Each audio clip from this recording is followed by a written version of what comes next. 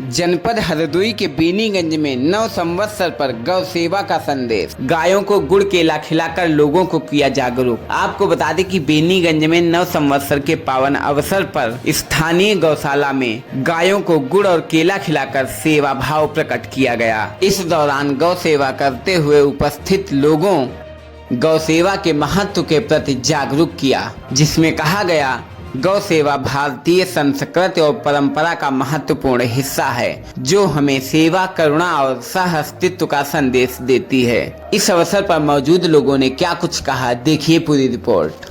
आज क्या प्रोग्राम था, क्या कहेंगे इस विषय पे? सर्वप्रथम भारतीय नववर्ष नव संवत्सर वर्ष की सभी को हार्दिक शुभकामनाएं, मंगल कामनाएं। आज हमारे सनातन का जो संवत्सर 2083 आज से रौद्र नामक शुरू हुआ है, उसमें हमारे सब बंधु लोगों ने विचार किया कि आज गौशाला चला जाए और वहाँ जो भी अपना प्रसाद उनको खिलाया जाए। तो यही हम लोगों ने सोचा, तो ये विचार हो गया। यहाँ पर गायों को आपको खिला के कैसा अनुभव हुआ है? बहुत अच्छा अनुभव हुआ है। क्या कुछ कहेंगे आप? गौशाला की स्थितियाँ जो है ठीक अच्छी तो नहीं कही जा सकती, और लेकिन ठीक है। जानवरों को देखकर क्या लग रहा है? देख करके ऐसा लग रहा है कि जो है भोजन अपर्याप्त है, इनके लिए मिल पा रहा है।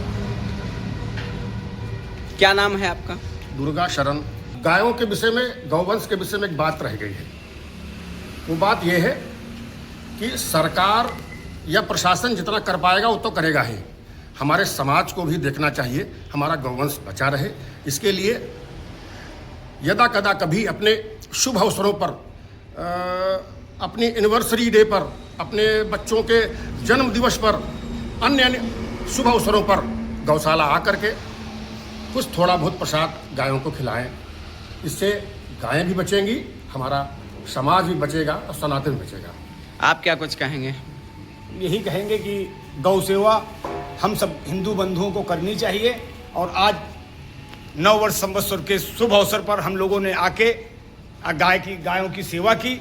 ये हमको पूर्ण आत्मा को हम लोगों की शांति मिली है, और हम नव वर्ष पर सभी सनातन बंधुओं को हार्दिक शुभकामनाएं। सेवा कर कैसा लगा आपको? हमको क्या अपनी आत्मा को तृप्ति मिली है, और इनको भी थोड़ी संतुष्टि मिली होगी कि आज हमारा जो भूखा पेट रह रहा था उसमें कुछ अल्प भोजन ग्रहण किया हम लोगों ने। इन गायों को देखकर क्या कुछ कहेंगे आप? गाय को देखकर लग रहा है कि इन लोगों को भोजन पर्याप्त नहीं मिल रहा है। ये हमारी हिंदू समाज की भी कमी है, प्रशासन की भी कमी है, और जो यहाँ के व्यवस्थापक बंधु हैं उनकी भी बहुत कमी है। क्या कुछ कहेंगे आप? हमारा कहना एक ही बात है, जो हमारा सनातन धर्म का पैसा दूसरी जगह बर्बाद होता है वो न करके गौ की सेवा करें।